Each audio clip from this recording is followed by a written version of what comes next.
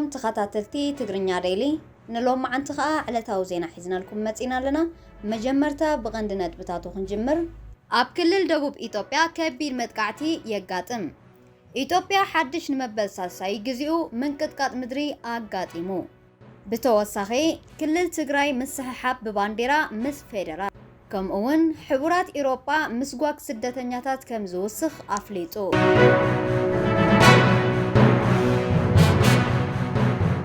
ኣብ ክልል ደቡብ ኢትዮጵያ ዞባ ቆረ ምምሕዳር ጎርካ ብዝተፈጸሙ መጥቃዕትታት ብውሑድ 5 ሰባት መቕታሎም ምምሕዳር ተኸባብን ነበርትን ሓቢሮም ኣብ ባይቶ ወከልቲ ህዝቢ ወካሊ ብሄረ ኮሬ ዝኾነ ዶክተር ኣወቀ ኣማዝዩ እቲ ኩነታት ኣብ ኣዝዩ ዘሰክፍ ደረጃ ምብጽሑ ተዛሪቡ መንግስቲ ንድሕንነት ዜጋታት ቀዳምነት ሂቡ ክሰርሓሉ ምተገበአ እንተኾነ ግን እዚ ክኸውን ኣይከኣለን ክብሉውን ነቐፌቶኦም የቕርቡ ይኹን እምበር ኣብቲ ክልል ሓላፊ ቤት ጽሕፈት ምምሕዳር ጸጥታን እያሱ ጂኦ ኣብ ምምሕዳር ጋላን ዝንቀሳቐሱ ዝብሎም ዕጡቓት ኣብ ክልቲኡ ህዝቢ መጥቃዕቲ ከም ዘውርዱ ብምግላጽ መንግስቲ ስጉምቲ ወስደሎም ከም ዘሎ ተዛሪቦም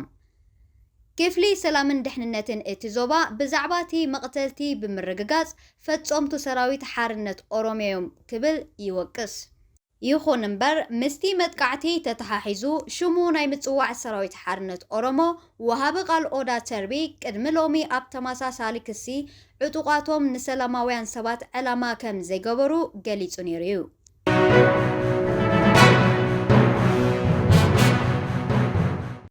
ኣብ ከባቢ ኣዋሽ ፋንታሌ ብዘጋጠመ ምንቅጥቃጥ ምድሪ ጽልውኡ ክሳብ ውሽጢ ኣዲስ ኣበባ ከም ዝበጽሐ ዝተፈላለዩ ወሃብቲ ሓበሬታ ሓቢሮም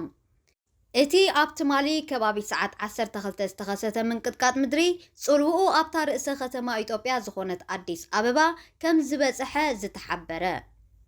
እዚ ክስተት ምንቅጥቃጥ ምድሪ ሎሚ ንሳልሳይ ግዚኡ ምዃኑ መርበባት ሓበሬታ ኢትዮጵያ ይገልጻ ኣለዋ ኣብ ዩኒቨርሲቲ ኣዲስ ኣበባ ናይ ጂኦፊዚክስ ዳይሬክተር ዝኾኑ ሳይንቲስት ዶክተር ኤልያስ ሌዊ ኣብ ዝሃቦ ሓበሬታ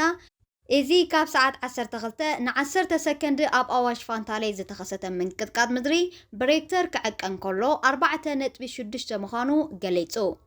እቲ ናይ መሬት ምንቅጥቃጥ ዘጋጠመ ኣብ ተመሳሳሊ መሬት ኣዋሽ ፋንታሌ ኮይኑ ክሳብ ሕጂ እውን እቲ ምንቅጥቃጥ ከም ዘይቋርጽ ሓቢሩ እዚ ሕጂ ተኸሲቱ ዘሎ መጠን ምንቅጥቃጥ ምድሪ ብዓቐን ክርአን ከሎ እቲ ዝነኣሰዩ ኢሎም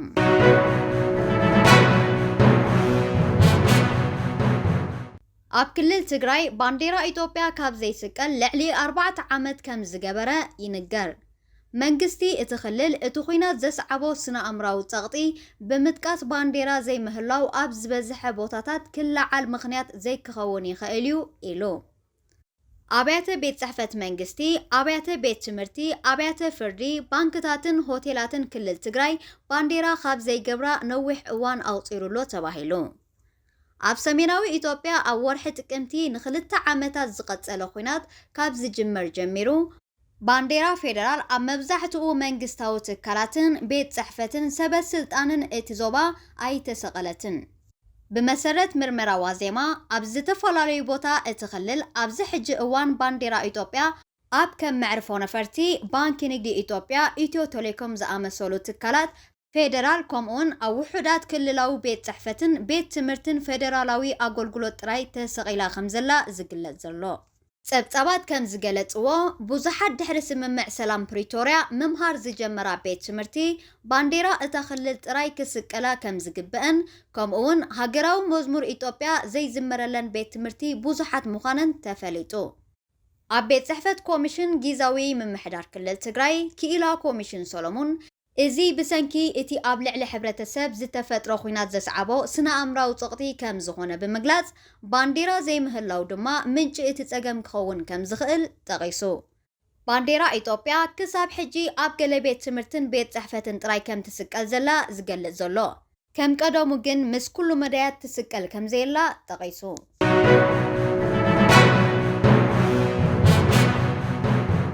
ፕሬዚደንት ኮሚሽን ሕብረት ኢሮጳ ኡርሱላ ቮንደር ላየን እቲ ሕብረት ካብቲ ስደተኛታት ናብ ገምገም ባሕሪ ኣልባንያ ብምምላስ ጉዳዮም ክርአ ዝገብር ኣካታዒ ፖሊስ ኢጣልያ ትምህርቲ ክወስድ ከም ዝኽእል ኣፍሊጣ እታ ፕሬዚደንት እቲ ሎሚ ሐሙስን ዓርብን ኣብ ጉዳይ ስደተኛታት ኣብ ብራስለስ ዝካየድ ኣኼባ እቲ ሕብረት ቅድሚ ምጅማሩ ናብ ኣባል ሃገራት እቲ ሕብረት ኣብ ዝጸሓፈቶ ደብዳቤ ሕብረት ኤውሮጳ ምስጓግ ስደተኛታት ከም ንምባል ሓድሽ እማም ሕጊ ከም ዝቐርብ ኣፍሊጣ።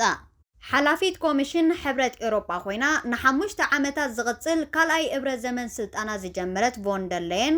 ካብ መላእ ኤውሮጳ ንዝመጽእ ፍልሰት ምላሽ ትህብ ዘላ ትመስል። ኣብዚ እዋን መጠን ካብ ሃገራት ሕብረት ኤውሮጳ ዝምለሱ ዘይሕጋውያን ስደተኛታት 20% ጥራይ ከም ዝኾኑ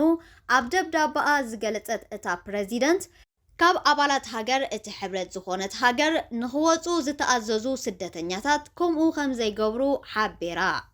መብዛሕትኦም ኣብ ዘለውሉ ሃገር ይጽንሑ ወይ ድማ ኣባል እቲ ሕብረት ዝኾነት ካልአይቲ ሃገር ይስገሩ ኢላ። ቮንደር ሌየን ኣብ ሓንቲ ሃገር ክምለሱ ዝተወሰኖም ስደተኛታት ናብ ካልእ ቦታ ንምምላስ ኣብቲ ስርዓት ዘሎ ሃጓፋት ክምዝምዙ ከም ዘይክእሉ ንምርግጋጽ ኩለን ኣባል ሃገራት ንውሳነታታ ካልኦት ሃገራት ሕብረት ኤውሮጳ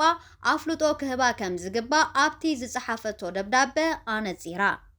ኢጣልያ ንገለ እቶም ካብ ባሕሪ ወዲትራንያ ዝደሓኑ ስደተኛታት ጉዳዮም ኣብ ኣልባንያ ኮይኖም ክረኣየሎም ዝግበር ንነዊሕ እዋን ክትጽበዮ ዝጸንሐት መደብ ተግባራዊ ኣብ ዝገበረትሉ እዋንዩ ፕሬዚደንት ኮሚሽን ሕብረት ኤውሮጳ ነዚ ርእይቶ ሂባ ዘላ።